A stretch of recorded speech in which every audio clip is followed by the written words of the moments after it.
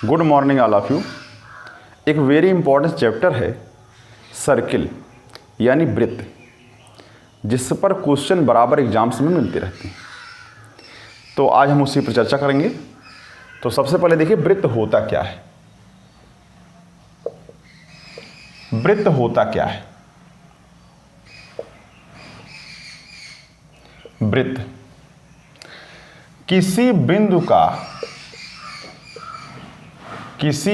का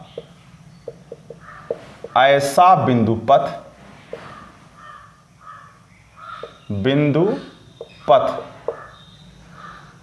जिसकी किसी बिंदु का ऐसा बिंदु पथ जिसकी किसी निश्चित बिंदु से दूरियां सदैव समान रहती हैं। ठीक है ना?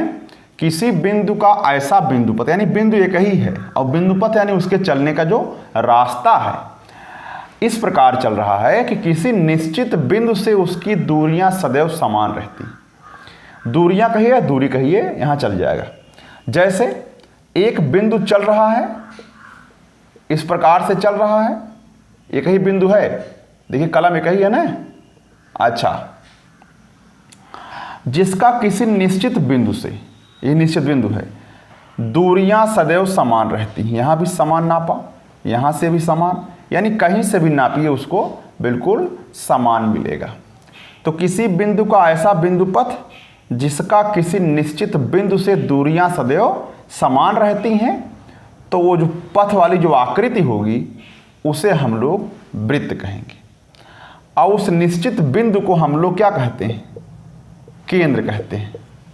उस निश्चित बिंदु को जहां से नापा गया है वही आपका केंद्र है। यानी जिस बिंदु से दूरियां सदैव समान रहती हैं वही आपका उस वृत्त का केंद्र कहलाएगा। अच्छा, अब जो आकृति बनी हुई है उसे हम लोग वृत्त कहेंगे और उस निश्चित दूरी को, जो समान दूरी है, उसे हम लोग त्रिज्या कहते हैं या रेडियस कहते हैं, त्रिज्या कहते हैं। तो ध्यान रखिए, मैं एक वृत्त बना दे रहा हूं और वहां पर केंद्र और त्रिज्या दिखा दे रहा हूं। जैसे आपके सामने एक वृत्त बना हुआ है और ये एक निश्चित बिंदु है, इसे हम लोग केंद्र कह रहे हैं। ठीक है ना? और इसको C से प्रदर्शित करते हैं और दूरी देखिए ये त्रिज्या है, इसे हम लोग रेडियस कहते हैं। सेंटर केंद्र है और त्रिज्या है। यहां तक आपको बात समझ में आ गया होगा कि वृत्त क्या है। किसी बिंदु का ऐसा बिंदु पथ, देखिए बिंदु एक ही रहेगा जो चलेगा। जैसे किसी गाय को आप किसी आधार से बांध दें तो वो जो गाय है वो बिंदु का काम करेगी और जो रस्सी है वो त्रिज्या काम करेगी, और जिस आधार से बांधा गया है उसे हम लोग केंद्र कहेंगे। अच्छा, तो जो आकृति बनी हुई है इसी को हम लोग वृत्त कहेंगे। और एक निश्चित बिंदु द्वारा बनी हुई आकृति है जिसका किसी निश्चित बिंदु से दूरियां सदैव समान रहती हैं, तो निश्चित बिंदु केंद्र कहलाएगा और वो निश्चित दूरी हमेशा त्रिज्या कहलाएगी। आगे बढ़ते हैं। अब जीवा क्या होता है? जीवा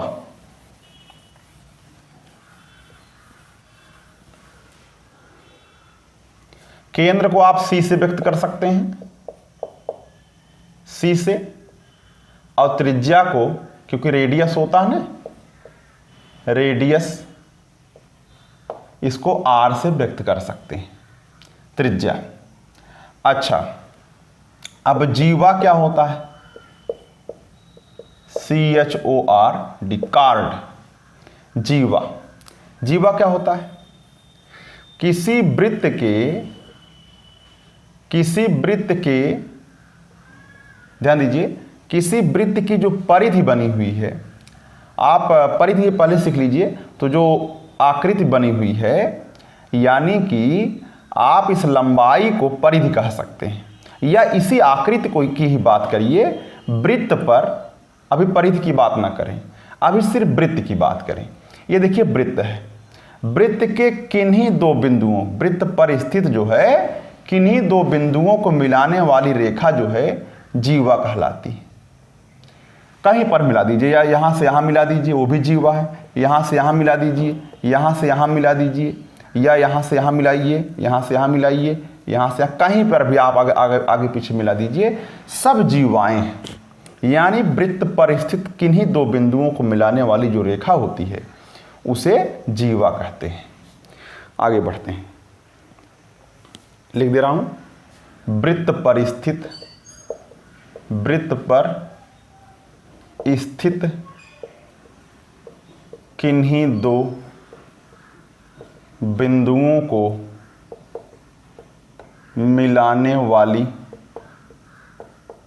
रेखा जीवा कहलाती है, कहलाती है। अच्छा, अगला है व्यास। व्यास, ये व्यास डायमीटर क्या होता है? ध्यान दीजिए, ये वृत्त है, ये वृत्त है और ये केंद्र है। वृत्त के किन्हीं दो बिंदुओं को मिलाने वाली रेखा जीवा कहलाती है। जैसे मान लीजिए ए और बी बिंदु है तो ये जीवा हो गया, जीवा ए बी हो गया, ठीक। अच्छा, लेकिन अगर कोई जीवा, मान लीजिए जीवा एक सी डी है और इत्तेफाक से वो केंद्र से होकर जा रही है,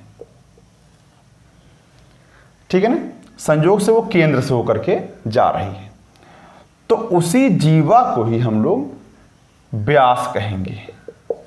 ध्यान रखिए, अब परिभाषा क्या बन गया, यानी कि ऐसी जीवा जो केंद्र से होकर जाए उसे व्यास कहते हैं।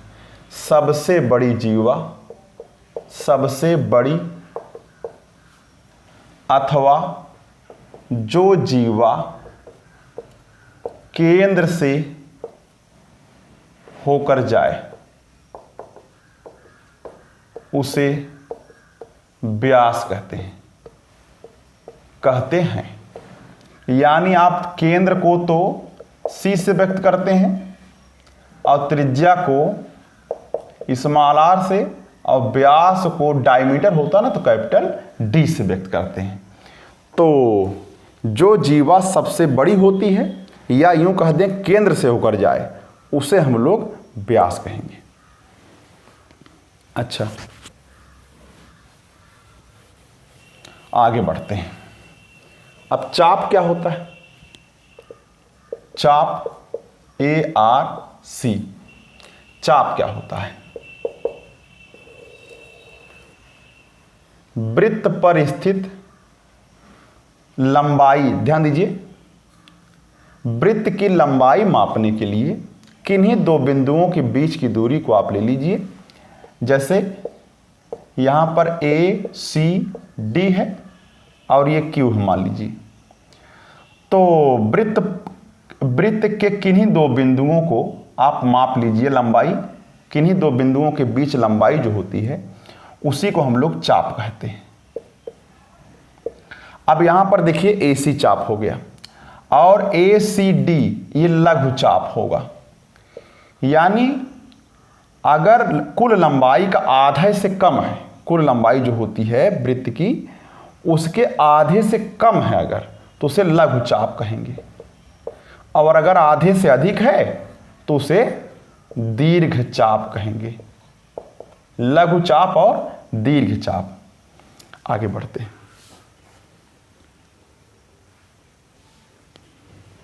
यानी वृत्त की सीमा के किसी भाग को आप ले लीजिए, उसे चाप कहेंगे, और अगर वह भाग आधी लंबाई से अधिक है तो उसे दीर्घ चाप, और अगर आधी लंबाई से कम है तो उसे लघु चाप कहेंगे। अब आती बात वेरी इंपॉर्टेंट है, वृत्तखंड। वृत्तखंड,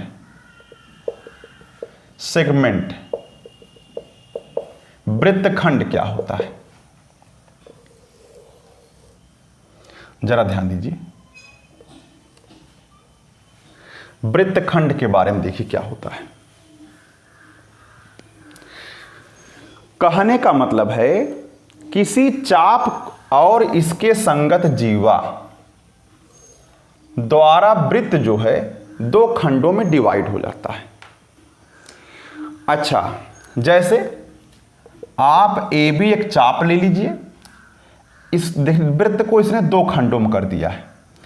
तो अगर ए सी बी की बात करें तो ये लघु वृत्त खंड है, और अगर ए डी बी की बात करें तो ये दीर्घ वृत्त खंड है। यानी जीवा द्वारा वृत्त दो खंडों में डिवाइड हो जाएगा। अगर उसका क्षेत्रफल जो है आधे से कम है तो लघु वृत्त खंड होगा, और आधे से अधिक है तो दीर्घ वृत्त खंड होगा। अच्छा, त्रिज्य खंड क्या होता है? जैसा कि नाम से स्पष्ट हो रहा है, सेक्टर। त्रिज्य खंड क्या होता है? जैसा कि नाम से स्पष्ट है कि त्रिज्या द्वारा किया गया खंड। ये वृत्त है और ये केंद्र है, ये त्रिज्या है। ठीक, तो त्रिज्या द्वारा इस वृत्त का कुछ टुकड़ा अलग कर दिया गया है, तो इसे आप लोग क्या कहेंगे? त्रिज्य खंड। त्रिज्य खंड। अगर ये O है, ये R है, ठीक है ना, तो ये आपका ये वाला जो क्षेत्रफल होगा वो त्रिज्य खंड द्वारा बना हुआ क्षेत्रफल होगा। आगे बढ़ते हैं। अगली बात है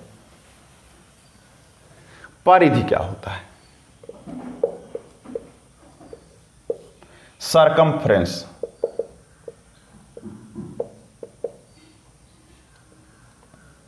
परिधि क्या होता है? अगर हम वृत्त के एक पूरे चक्कर में तय दूरी की बात करें,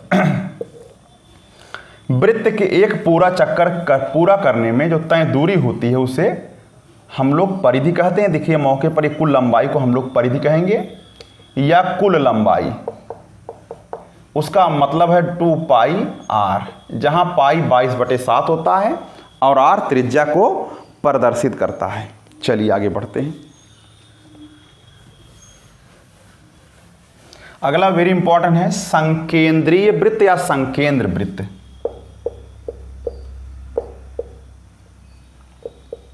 संकेंद्र वृत्त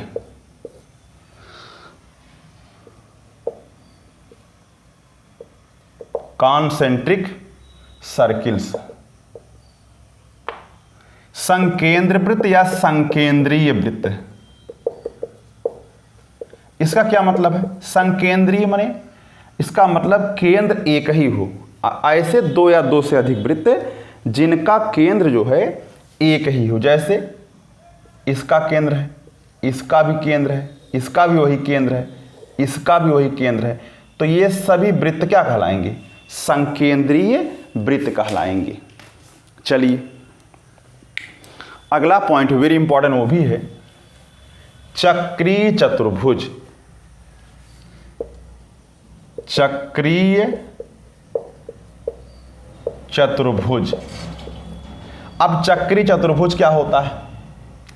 जरा ध्यान दीजिए, ऐसा चतुर्भुज जिसके शीर्ष वृत्त की परिधि पर स्थित हो। देखिए चतुर्भुज बनाने जा रहे हैं मौके पर।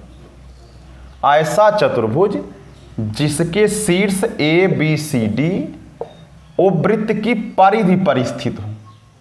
तो यहां पर ए बी सी डी चक्रीय चतुर्भुज है, लेकिन चक्रीय चतुर्भुज में एक विशेष गुण होता है, इनके सम्मुख कोणों का योग 180 अंश होता है।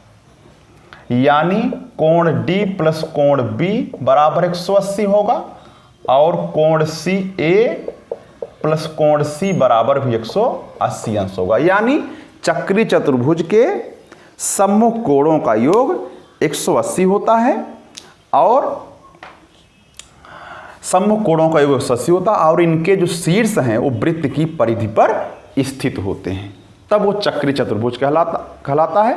आप कन्वर्सली भी कह सकते हैं, जैसे अगर किसी वृत्त के सभी शीर्ष जो है वृत्त की परिधि पर स्थित हैं तो चक्री चतुर्भुज।